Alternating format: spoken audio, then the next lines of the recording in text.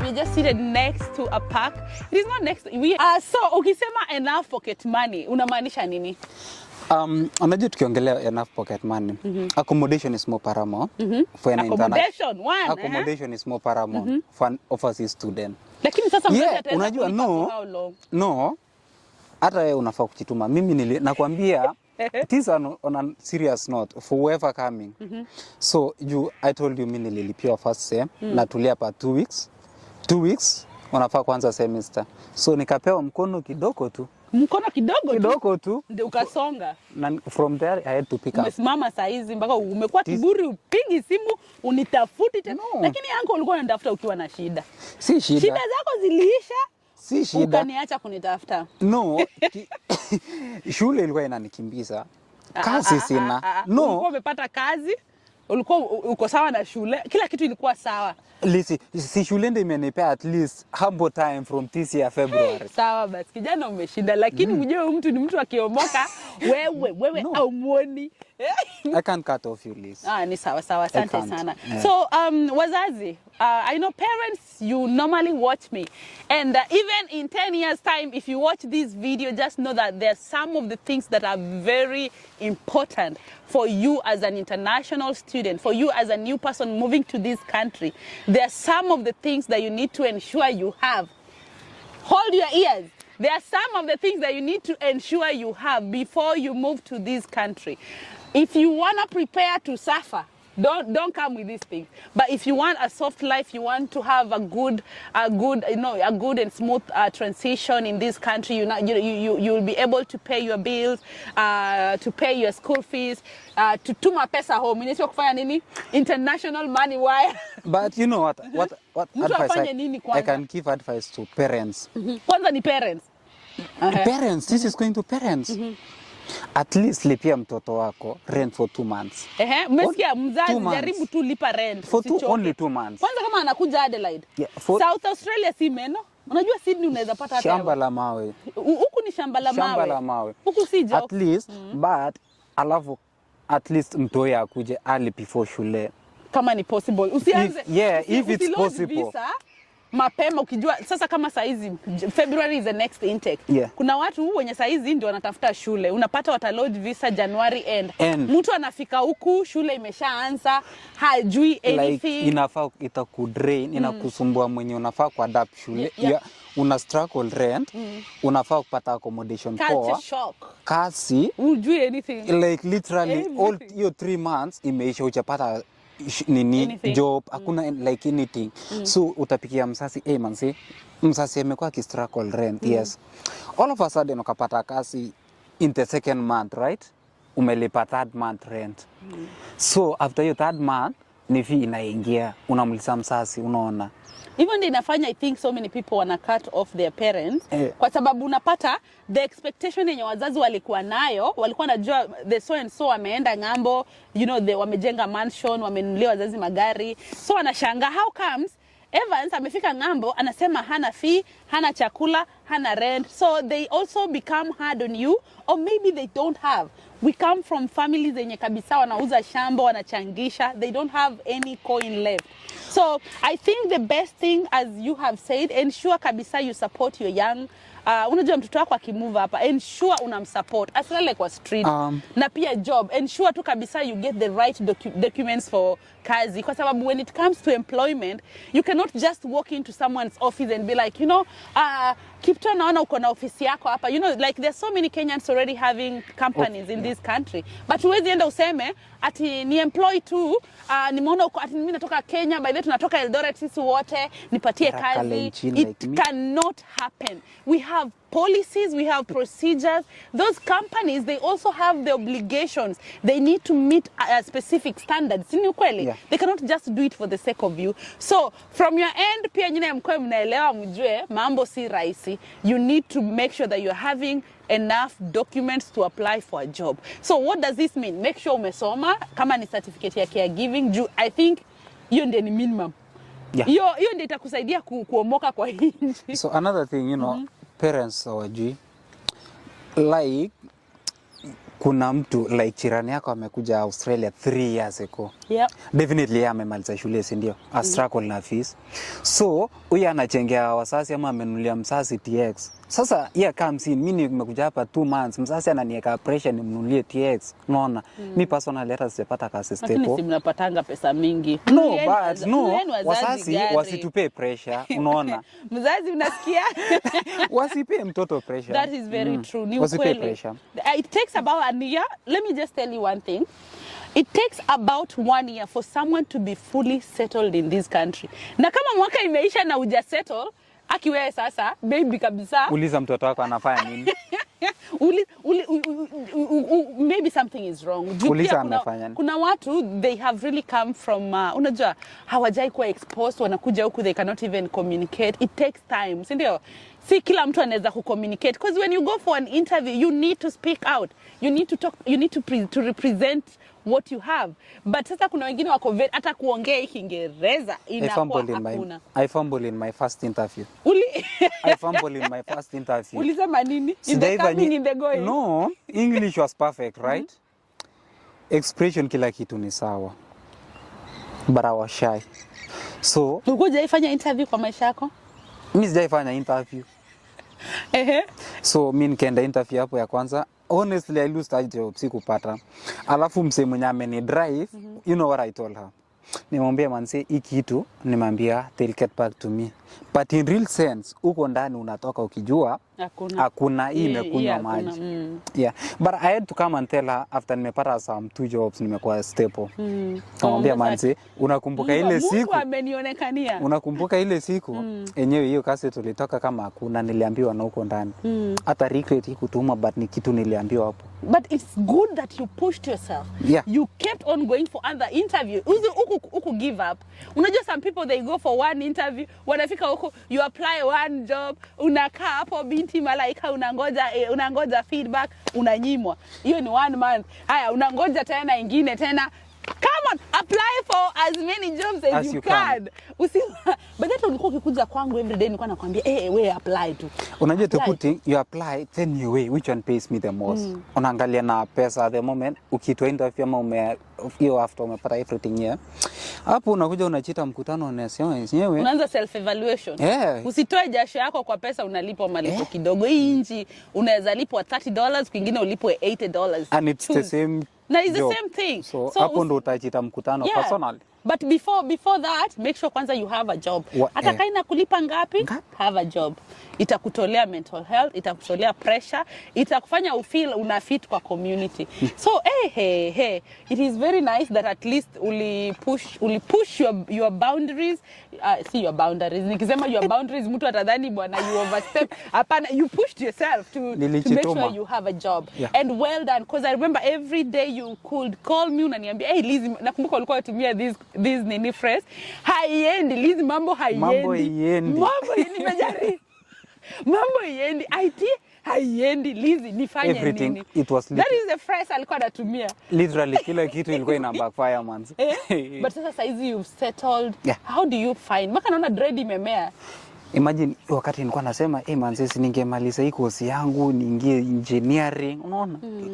Sasa unaanza kidogo niingie depression. So alafu ni ile nilikuwa naongea na watu. So ilifika wakati watu wakikuwa home, singeongea na watu. Kwa hivyo you had gotten into a point of like utaki mambo ya watu. Someone mwenye nilikuwa naishi naye angekuja na friends. Kidogo naona ni kama sifita hapa bwana. Narudi naenda kwa room nakaa huko tu chini. Akipole, it's not a funny thing. It was so tough. It is really sad kwa sababu, but now when you look back you see a person who never gave up, a person who decided to look for all the opportunities that you currently have. It's only 1 year and you've done so well. You are doing already very good. I know after 10 years you come back and you watch this video and you'll tell maybe your family will be like, you know what, that was me, and that is where I was at that point. Maybe we should be looking forward to do some other videos on your graduation, kwa mambo mengine, big things, so that people will understand that mtu unaweza fika huku, usome, ukimaliza kusoma, uprogress na maisha, ufungue kampuni. Wewe najua uko so much into politics. Huu ni mtu wa Twitter by the way.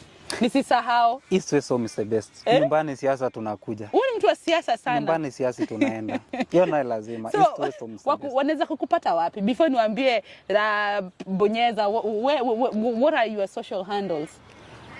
Ama uyuko sure? Inategemea, unaweza nipata TikTok, Instagram, Twitter, Facebook. Wow. So you call YouTube? Okay, cool. No, YouTube. So you make sure you give me one of your social handles so that I'll put here. People will follow you, and they can, they will get motivated with the person you have become, of course. Wow. Kipto.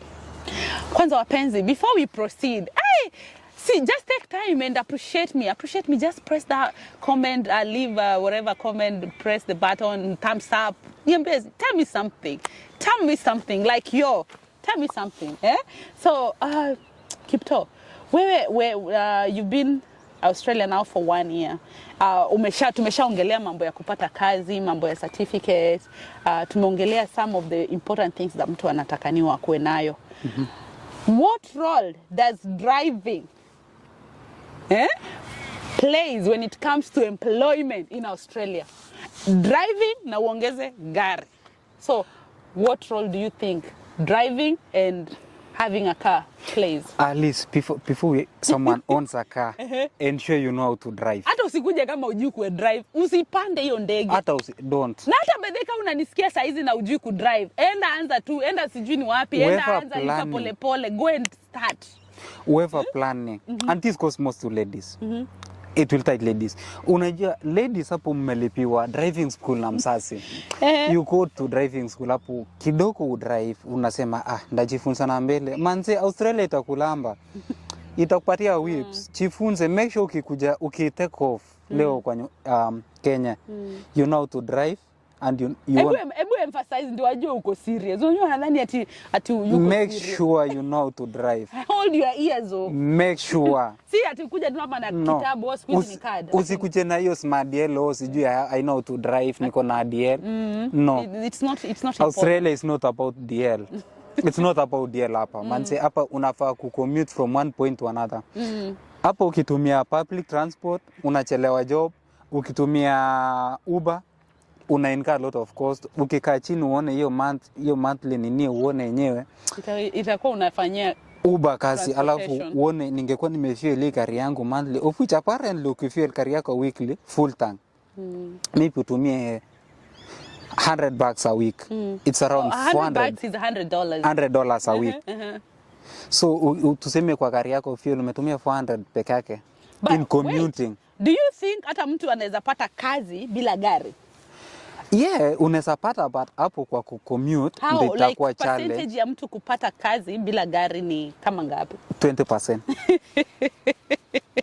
Sasa hapo unajua sasa unasema in 100 people who will come to Australia, maybe only 20 people can luckily get or secure employment without them having a car. Yeah. Yani hauna gari but uko na driving license. But itakuwa punishment why? Itakuwa juu. I've seen so many people wanasuffer sana juu hawana gari. Unaenda kwa kazi na kuambia bring your car, bring insurance, driving license. Hata wakuambii wanakuambia upload. Unashangaa ala. One funny thing of latest niliambiwa this one road safety. Hiyo kari inaonyesha your certificate of road safety. Yeah.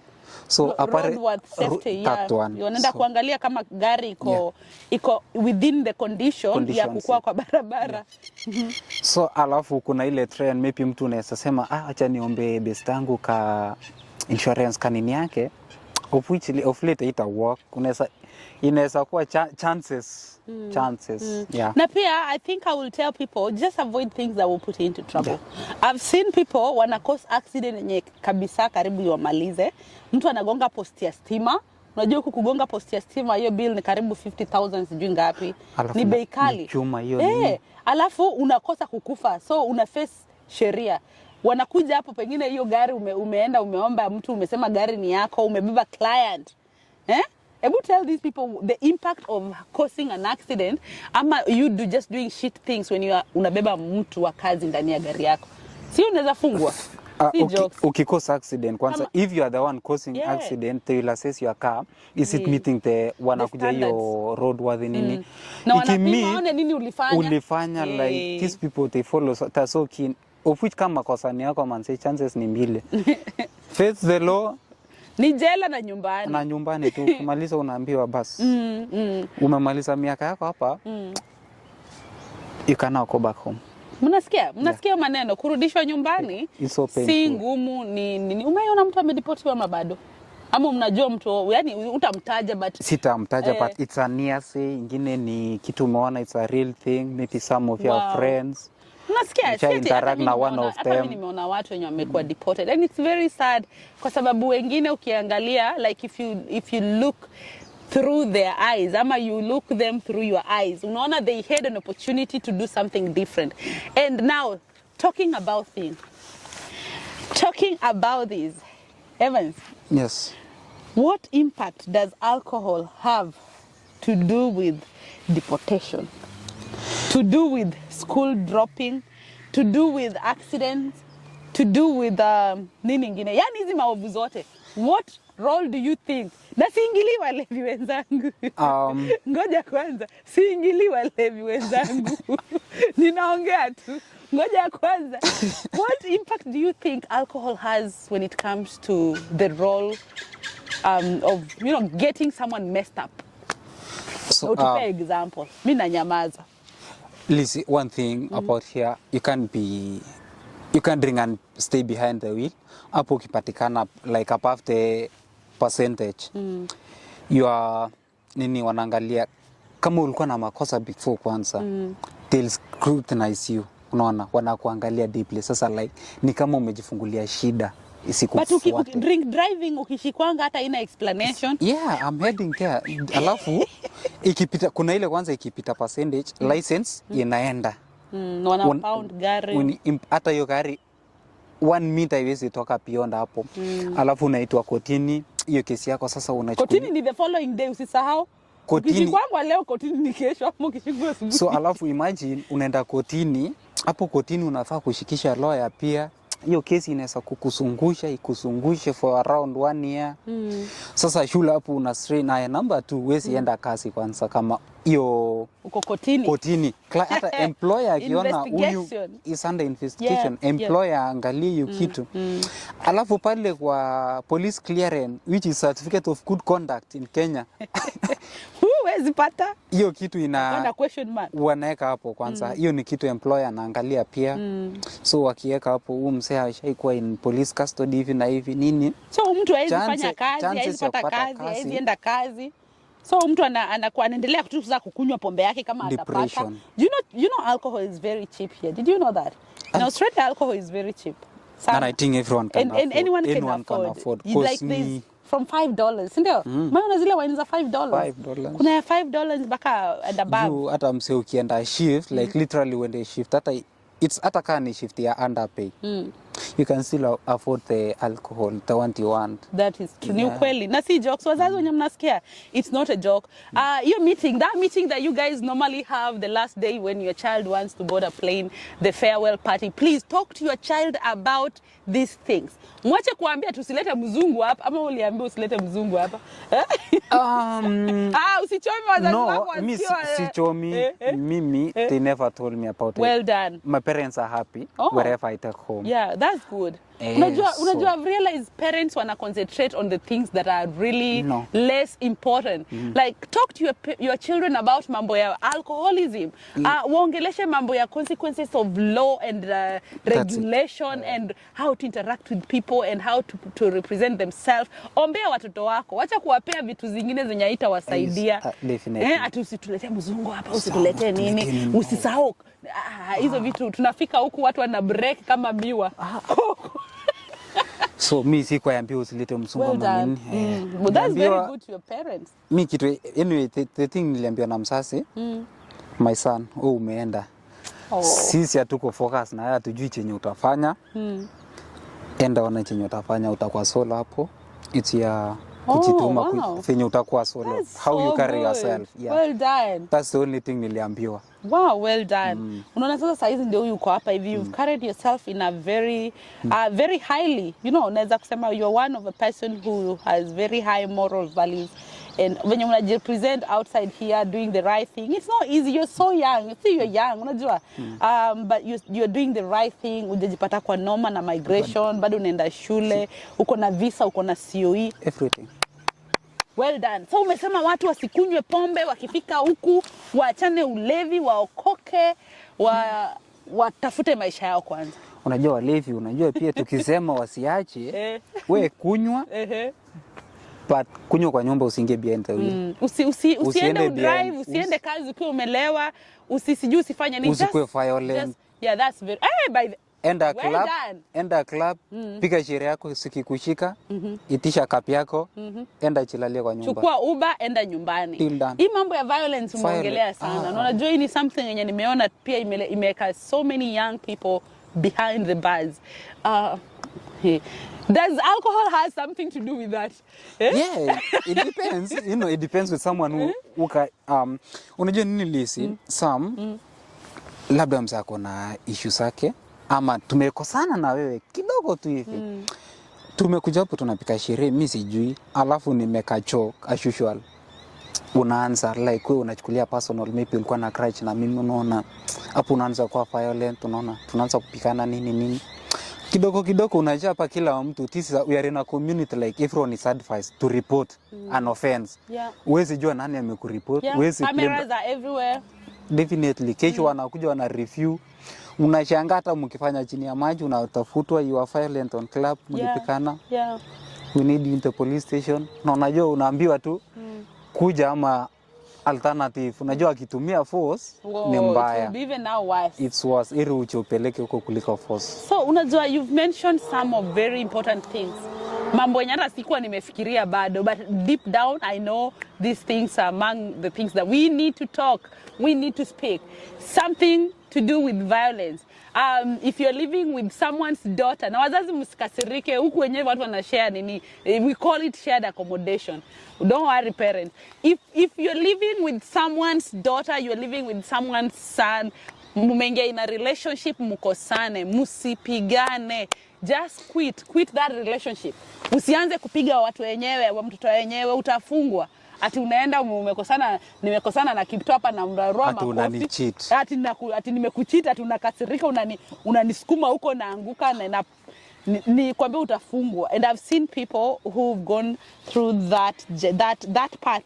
So please, kama uko huku pia and you're a young person, umemove huku, irrespective of wewe kuwa international, uko umeoa, uko unaishi na girlfriend, respect your partners. Kama mwezani kanyaga kubwa. Si lazima uforce issue. Hizi relationship zinakufunga. Yeah, itakuweka kwa noma manzi. Demi yako akikwambia it's a no cause manzi, tuachane. Consent. Boys wako akikwambia brother, kanyaga kubwa. Kanyaga, I'm done with you. Yeah. Kubali yaishe. Yeah. Usiteke yatapita tu. Na uko na mistari za wimbo. Yatapita. Yatapita. Yana mwisho. Yeah, definitely. So, Kipto. Yes. What are the 5 things enye imekuweka kwa hii country? 5 things that you think and you believe these are the things that have put me into this country. Hapo kwa 5 things. I must say hapo. No, just tell us. Like you must have something. Like in what rationale? Okay, tuambie one thing that has kept you going. Kujituma. Kujituma. Your respect, like you're knowing your boundaries nini. Usipite boundaries ya mse. Yeah. Hata na job pia unajua ikifikanga job kuna boundaries. Else utacheka kwa noma. Shule nayo hapo usisahau. Wow, Shule usisahau. Shule kujituma. Kuchunga your boundaries. Boundaries. Na hiyo visa ni muhimu sana. Make sure you have that visa, you have the COE, Usisahau moja. Hapa kwa hizi yampatane tu. Ukikuwa na visa, kuwa na COE iko hapa tu. Usikose zote, usikuwe na moja. Usikuwe na moja. So kama uko na COE 2, maintain the 2 of them. Back to back. Usiachane nayo. Usiwache. Hey, well done. Back to back. Hey, guys, it has been an amazing conversation with this young man. Make sure, guys, when I pin his social media handle, make sure you go and follow him. Make sure we follow him until he graduates. And then we will bring him back and be like, you know what, well done. So for me, I think one thing that has kept me in this country is obeying the law. Hey, the law inakata across. This is something yenye kabisa imeniweka hii inji. From kujua you need to have a visa. When I was studying, you need to make sure that you're doing the right thing. You need to make sure that you're, you know, everything in relation to the policy, procedure, rules and law has kept me here. Because I'm a person who highly obeys the law. Until next time, Kongoi missing. Kongoi kabisa anko. Waambie press the notification button. By the way, make sure you wafanye, hebu waambie wakikale. Comment, like, share and press the notification button. Lakini hujasema kikale. Yeah, thank you so much.